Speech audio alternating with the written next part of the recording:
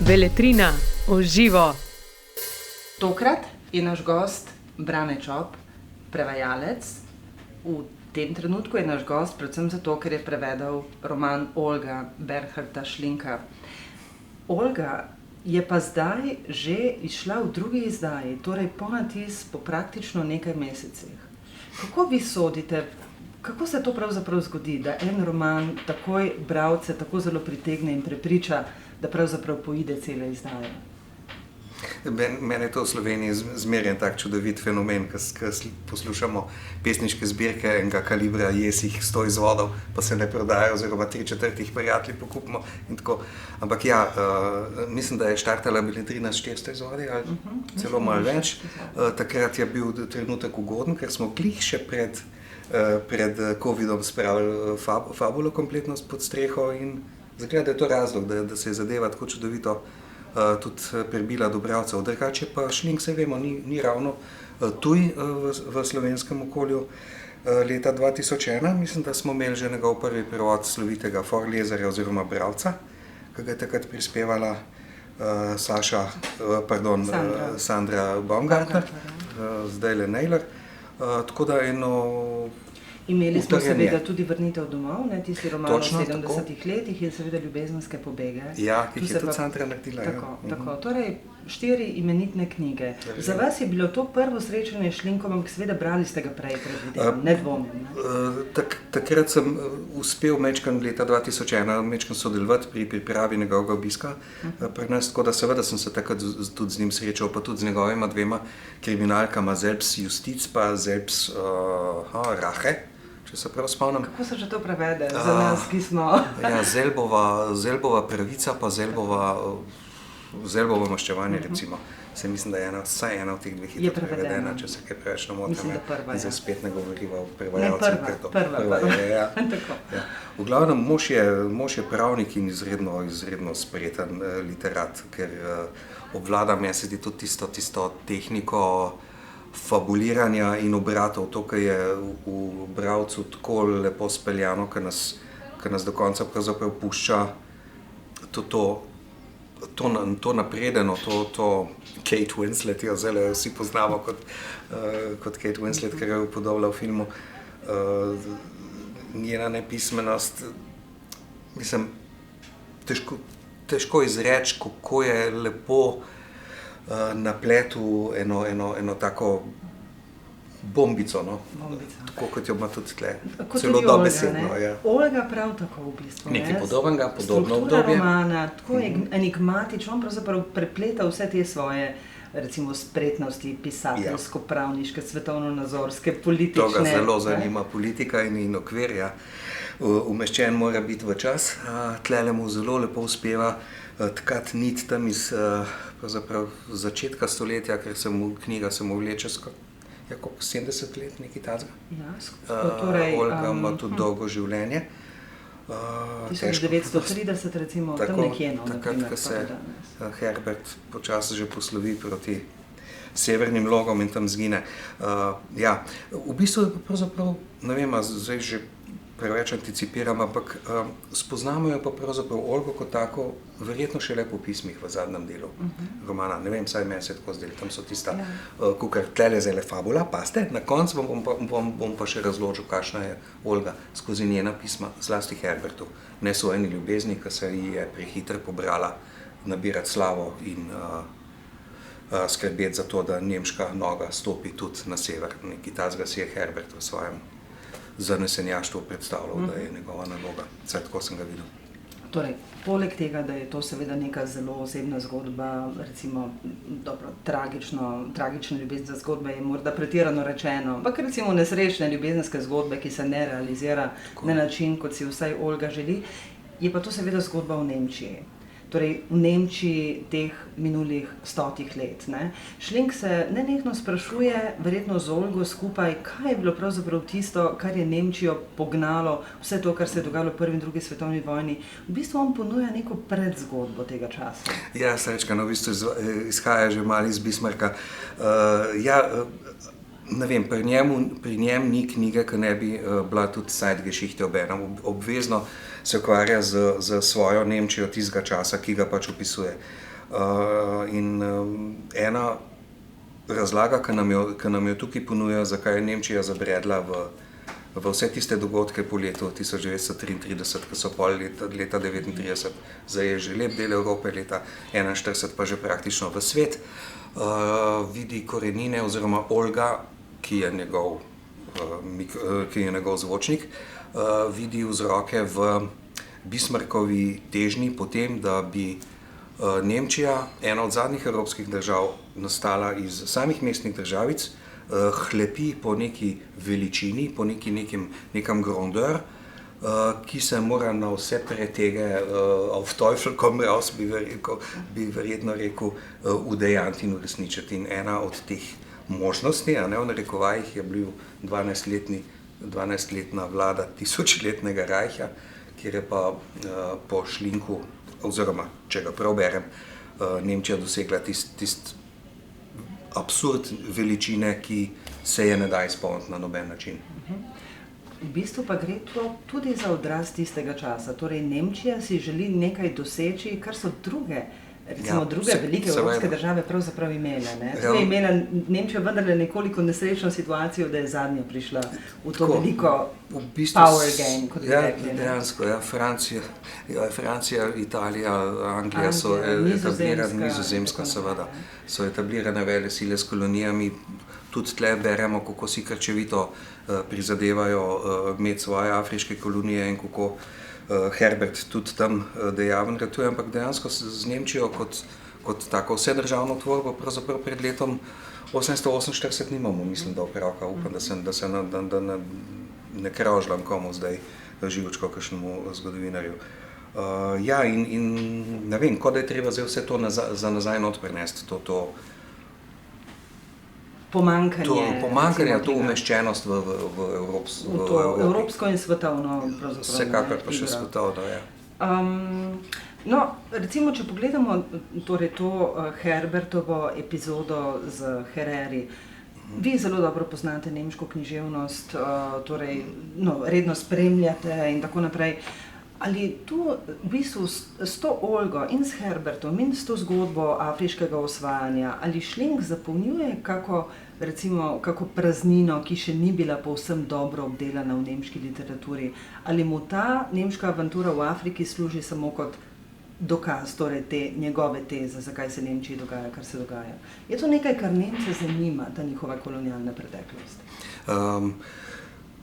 Literarne obdelave, pomanjkljivo znanje pa pomanjkljivo poznavanje, ampak literarne obdelave v nemški literaturi obdobja koloniziranja Herero in tako naprej ne poznam pred Schlinkom. Seveda je možno. Nekaj znanega, velikega, verjetno ne. Ampak Hereri so bili spet ena nesrečna štorija. Govorimo o prvem genocidu, pa smo spet pri veliki Nemčiji, če je pokol, mora biti že genocid. To Olgi ni bilo všeč. Njo je motilo, da vedno da mora Nemčija prenapenjati te svoje slabe ali pa dobre. Tako, Olgi je bilo to vse preveliko, in da ta velikost izhaja, kot rečeno, iz Bismarcka.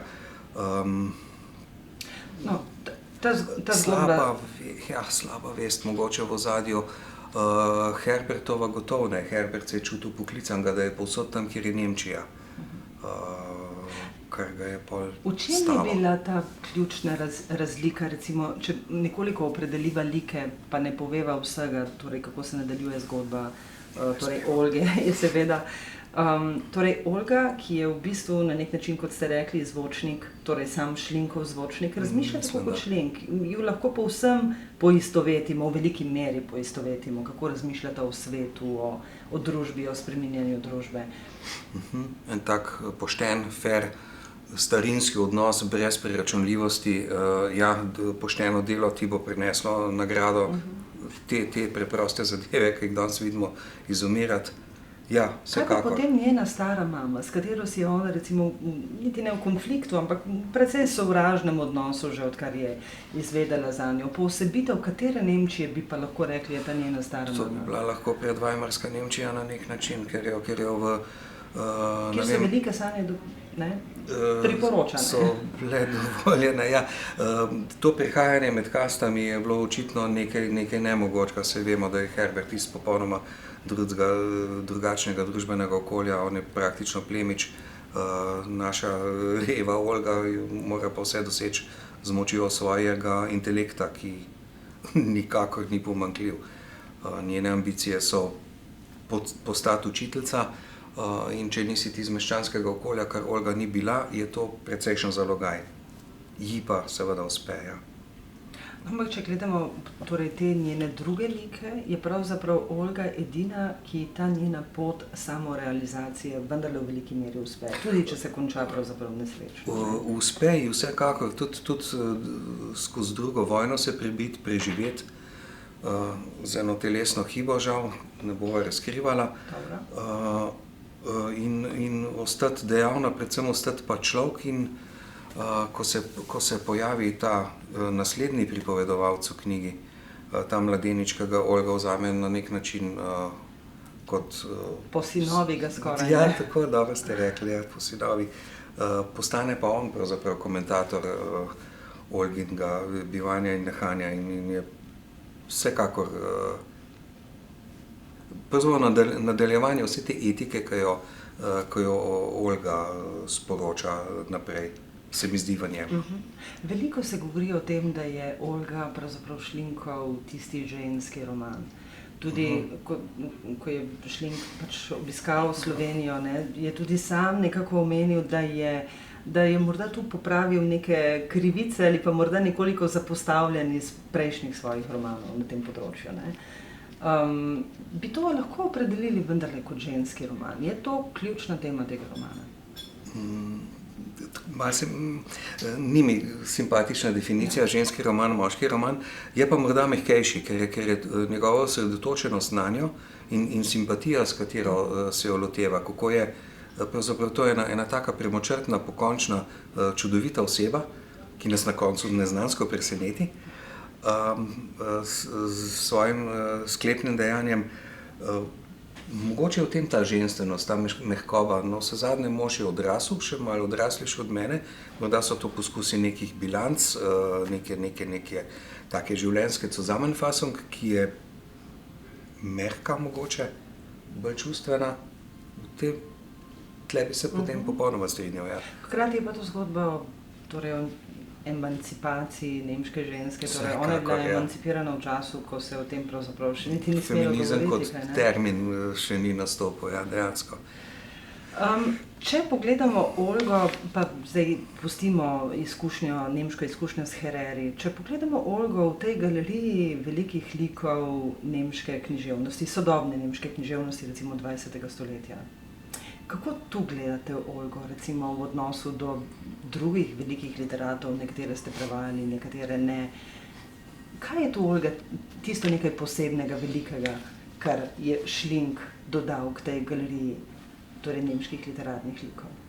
Ja, prvo pri Olgi se mi zdi ta njena neizprosna poštenost, ta popolna premočrtnost, ta visoka etična drža, ki jo nobena stvar pravzaprav ne more omajati. Ona ne bo delala kompromisov, da bi se poročila, da bi uspela, ne vem, priti v šolo. Ona je to, kar je, in to svojo štorijo pelje, kot veva, do konca, in tudi kot veva, na kakšen način.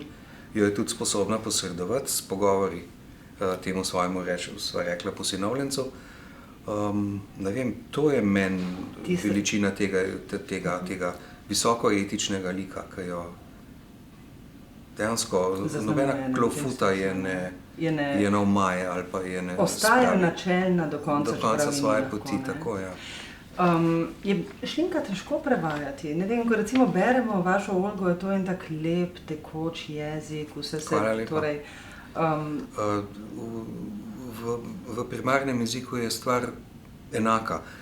Mogoče, on je eksakten, on je ko bi rekel, ni nebuloz, ni nekih neizrisanih zadev, stavki so popolnoma jasni, tudi če so daljši, so jasni, ni presenečen, ni loose ends ali česa takega.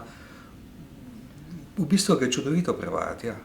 Glede na to, da sva torej rekla 100 let, pravzaprav skoraj, pa nekoliko manj pokriva roman, ali se jezik spreminja v vsem tem času? Recimo, ne vem, meni se je zdelo, da sem to opazila, ampak morda se povsem motim, ne? Torej tisti jezik začetka romana, ko Herbert in torej Olga odraščata in potem na koncu, ko imamo njenega posinovljenca z drugo zgodbo. Se spreminja, ja, posinovljenc ima drugačno dikcijo, kot jo ima Olga, vsekakor. Največje in najlepše spremembe so pa pravzaprav v pismih. Ker tam je pa Šlink docela čustven in tisto, kar recimo Olga skozi pisma skuša svojemu odšlemu Herbertu dopovedati, kaj za vraga si moral iti v tisti let, kaj za vraga si moral iti čuvati Nemčijo dol med Afričane, ki jo sploh tam ni treba čuvati, ampak jo imaš na skrbi zdaj tu, pa še mene zraven, tam je pa eno tako čustveno bogatstvo, tam pa je izraz malo lapidarnejši, pa ne vem, bi rekli pismo v prozi, malo pretiravam, ampak ja, pisemca so vsako je ena taka zaključena celota, en preblisk tistega čustvenega stanja, v katerem je recimo Olga Blakek je pisala, in to je pa res prelepo, ja. Tiste lepi izziv so bila ta pisemca. Verjetno tudi cel roman v tem smislu, ne, za vas kot zelo izkušenega prevajalca in kot dobrega poznavalca tako nemške zgodovine kot literature, verjetno ni prinesel nekih posebnih težav v tem smislu. Sploh ne. Ne. To je bilo nekaj, kar človek naredi s slastjo. Ja, vsekakor, pa z instinktom predvsem, ja. Kako se pripravite na to, da boste prevajali recimo en tak roman, kjer že recimo Ilija Trojanov, ne, Iskalec svetov, je bil, predvidevam, nekaj povsem drugega, ker je vendarle druga zgodba, v bistvu tudi nekoliko kompleksnejša zgodba, ker se toliko svetov prepleta in tako naprej. Kako se lotite, ko nekdo vam reče, bi si vzeli tole, vas zamika, vas ne zamika? Priznam, da sem morda zdaj v tej svoji narekovajih karieri, kaj pa vem, 15 romanov, da jih imam v kobisu, ne vem, nekaj takega. Nekoč sem nekega pesnika odklonil, ker ga sploh ga nisem začutil, drugače je pa, ne vem, zdaj bom najbolj 100-krat rekel instinkt, ampak kada se je en amalgam, en substrat tega, kar sem bral zadnjih 50 let pravzaprav,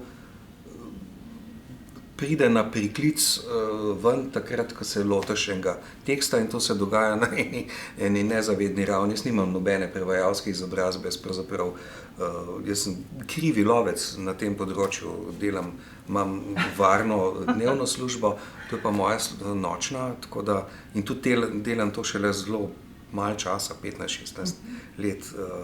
Tako da, ja, tisto občutek, ta instinkt me vodi in me pele. Recimo ste se nečesa lotili, potem ste pa rekli, bi bilo boljše, če ne bi.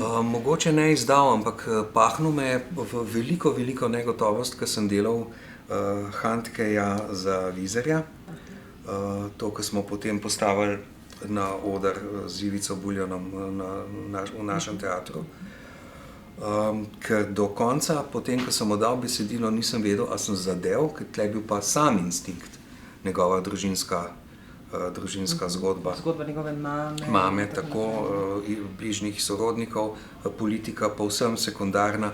Tudi imamo drugo svetovno vojno kot, ne vem, to bo velika tema, ne vem koliko pisanja še. No, in tam, dokler ni Florian Lipuš kot recenzent rekel mi, da on tega ne bi naredil tako kot sem, da je navdušen, da je tako prevedeno. Do tistega momenta nisem vedel, a sem zadev Handkeja, tako kot ima zazveneti v slovenščini, in to za Vizerja, ne, to je le občutljiva publika. Seveda. Vsaka publika občutljiva, ne prevajam drugače za mladinsko knjigo ali pa za beletrino, bog ne daj. Ta negotovost, ki jo profesionalc, ko se je recimo kot prevajalec šolal, verjetno ne občuti. Takrat si človek potem lahko oddahne, ne? Recimo, Ja, ko dobiš, ne samo oddahne, ne? tudi lebdi nekaj časa, ja. Kaj pa potem, ko recimo tudi vaš roman ponatisnejo in tako naprej? Je to, mislim, tudi vi ste, ne dvomim, zelo zadovoljni in srečni, da gre. To so lepi občutki, pa če je to Pasilina ali pa kdorkoli drug, ja. Ja, seveda tudi Skandinavce prevajate, kaj ne? Pasilino sem dobil 2-krat v delo in to tudi preko nemškega ovinka, ker se je njegova prvotna prevajalka Jelka Ovaska odločila, da ima dovolj in da se bo zasluženo upokojila, tako da je potem založba iskala druge variante, kako. No pa tisto vas je tudi zabavalo. Tisto je pa zabavalo, tisto je pa dela, ne bom glih rekel z delom možganov, ampak tisto je dela pa tako spontano, da pravzaprav kar leti, no, ja, prijetno. Rekli ste, da niste prevajalec, torej po osnovni profesiji, čeprav ste seveda študirali nemščino, ampak takrat prevajalske smeri tako ali tako še ni bilo, ne? Tudi če je bila, ne bi vedel za njo, ja, kot neodgovoren mulc, ja. Študirali ste pa seveda tudi torej umetnostno zgodovino, ampak vas je potem potegnila ta nemščina pravzaprav, ki ste ji dodali še bibliotekarstvo. Ja, naključje me je zvabilo v bibliotekarstvo, ja, tako je. Kakšno naključje? Prijatelj, ki je bil na primerni funkciji v starem socializmu, je zvedel, da štancam značke in graviram prstane za preživetje v času svojega prvega zakona, in ko se je eno mesto spraznilo v eni od ljubljanskih knjižnic, me je povabil, če bi mogoče se prijavil, da bom vsaj kandidiral, no in od tistega trenutka sem pravzaprav v knjižničarstvu. Te življenjske zgodbe so res zanimive, ne? Kako te kam pripelje? Ko bi bile le še malo bolj vodene, ampak ja. Začel sem pa potem nekaj let, potem sem pa šel najprej delati izpit za sodnega tolmača, ker sem štempelj sem pred nekaj leti vrnil in sem, ne vem, 10-15 let nisem delal drugega kot po delu, ob delu, z delom, ne vem, v knjižnici prevajal sodne spise, take eksaktnosti, s katerimi se šlink srečuje verjetno vsak dan. Mogoče mi tisti malo discipline naučili. To sem prav htela reči, pri šlinku vam to nedvomno take reči, ta izkušnja sodnega tolmača pridejo prav, ne? Ja, mogoče res. So mi pa to vse oprek sami kratki teksti, dokler me Zdravko Duša ni povabil ene knjige se lotati, ja. In takrat sem se še bal samega sebe, a bom sposoben sedeti 2 meseca ali morda 3. In glej, tega šmenta šlo je. Kada sem takrat odrasel bal pred 50. Ampak zanimiva izkušnja pri vas v življenju je tudi šolanje na Celovški gimnaziji, ne? Ja, to je pa tisti krompir, ne, ki ti položijo jezik tako rekoč v zibko, ja, to sem imel pa srečo, ja. Babica je bila itak prava nemška korušica, tako da so se, dokler je bila še skoraj ves čas mojega študija, dokler je bila pri življenju, so se pogovarjala nemško. Osnovno šolo sem pravzaprav začel v Celovcu, potem smo se selili nazaj, potem je pa oče zagrabil drugi mandat ene konzularne službe v Celovcu, to je pa pol pomenil popolno križanje za drugo stopnjo gimnazije za Slovence v Celovcu. To je bila pa ena taka luštna, klasična, taka realka z 6 urami latinščine na teden. Torej, kot bi bila klasična gimnazija pri nas, recimo? Mislim, da res, ja. Tako da še vedno lahko rečem lingua latina me delectat, takrat me ni, danes me pa, takrat je bila to pač prisila. Ampak nabašiš se pa z enim določenim fundusom, ker vidim, da se še danes iz njega črpa. Sploh, ko si enkrat toliko strpa, ko se spomin vrača nazaj. Pravzaprav in pa imaš vendarle že kaj pokazati v življenju. Tako bi morali reči, ne? Ja, se pravi, to je bila ena prijazna podlaga, nemščina, slovenščina mi docela vseeno, v katerem jeziku se pogovarjam ali pa berem. Ampak hkrati se pa recimo, ne bom rekla o vaših prevodih, ki so pač stvar popolne profesionalnosti, ampak v vaših nastopih se čuti to znanje zgodovine. Res, da umetnostni zgodovinar ste po profesiji, ampak to je nedvomno tudi nekaj, kar vas zanima, kar spremljate in kar je del tega, kar počnete. Ja, no, seveda ima vpliv name. Ne vem, če bi kdo me vprašal, kaj pa si, lenuh pa humanist, bi bila pa takoj naslednja beseda, ne, recimo. Vsekakor se počutim kot humanist, ja. Z vsemi naravoslovnimi afinitetami, ampak to je ostal moj profil. Ja. Vas smem vprašati, kaj trenutno delate, kaj trenutno prevajate? Trenutno se grebem spet z Lojzetom Vizerjem za podaljšan rok za en koroški zbornik, ki bo prinesel mnenja kopice avtorjev o tem, kaj je pomen dvojezičnosti, ekonomija in dvojezičnost, taki problemi, s katerimi se ne samo napisne table dvojezične, problemi, s katerimi se soočajo koroški Slovenci že od nekdaj, no, ki so pa očitno manjši, z enim takim optimističnim pogledom za naprej. Zelo prijetna, raznolika besedila, filozofska, eseistična, popolnoma osebna tudi aspekti kulturnikov. Do obletnice plebiscita. Sem prav hotela reči, torej obletnica plebiscita je tisti dogodek, ko se bo... Takrat ima knjiga izid, ja. Glede na to, da imate tak pogled v bistvu dogajanje na Koroškem, ne, seveda danes se vsi sprašujemo, postavljamo tisto vprašanje, kaj se je v teh 100 letih seveda zgodilo. Zdaj, zgodile se je marsikaj lepega, ne, torej emancipacija vendarle te skupnosti, in to je danes intelektualno močna, zanimiva slovenska skupnost. Po drugi strani pa seveda tudi tisto, kar se neizbežno zgodi vsem manjšinam, ne, torej ta delna asimilacija, pozabljenje. Kakšen je vaš pogled na to? Vi imate zelo dobro sliko tega, torej kaj je bilo pred recimo 35 leti, 40 leti, ko ste živeli tam in kaj je danes? Asimilacija je ena taka, koroških Slovencev je ena taka... Grda beseda. Grda beseda je pa odsev realnosti, seveda. Ena taka podmukla stvar je to bila zmeri, ker je bilo odpovedati se jeziku slovenskemu, je vedno v preteklosti pomenil prosperirati. Dejansko je bil na kocki tukaj jezik, tukaj pa denar. In Korošci, ki so odložili svojo slovenščino, so čudežno napredovali, so bili lahko čudežno mlinarji, so bili lahko župani in ta način, ta metoda se pravzaprav čuti danes do neke mere. Drugače pa ja, kar jih je teplo in jih vedno tepe, zelo podobna razdvojenost, kakršna vlada v naši Sloveniji med desno in levo politično strujo. To je tudi ena reč, ki jim ne pomaga, no, pri emancipiranju pa pri postavljanju svojega jezika na vse pretege nad vse. Vi veliko sodelujete, torej omenili ste založnika Vizerja, se nedvomno tudi zaradi osebne izkušnje, torej vas zanima ta del recimo slovenskega kulturnega prostora.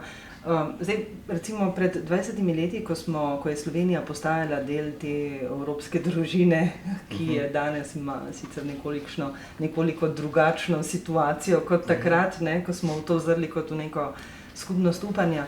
No, skratka, takrat smo verjeli, da si bo Slovenija s tem vstopom v Evropsko unijo vendarle ustvarila možnosti teh novih poti, ki bodo ustvarjali nek, recimo, skupni slovenski kulturni prostor, kjer ne bo več meja, pravzaprav, kjer bomo lahko skupaj sodelovali pri kulturnih projektih, kjer se bomo zanimali iskreno eden za drugega oziroma recimo za slovensko kulturo, karkoli na vseh področjih.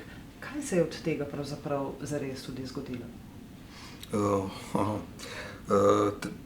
Težko je reči, ker takrat se je zgodila ta sprememba. Prej smo bili v živalskem vrtu nafutreni enkrat dnevno, zdaj smo se pa znašli v džungli, ko si začnemo loviti svojo hrano v kapitalizmu.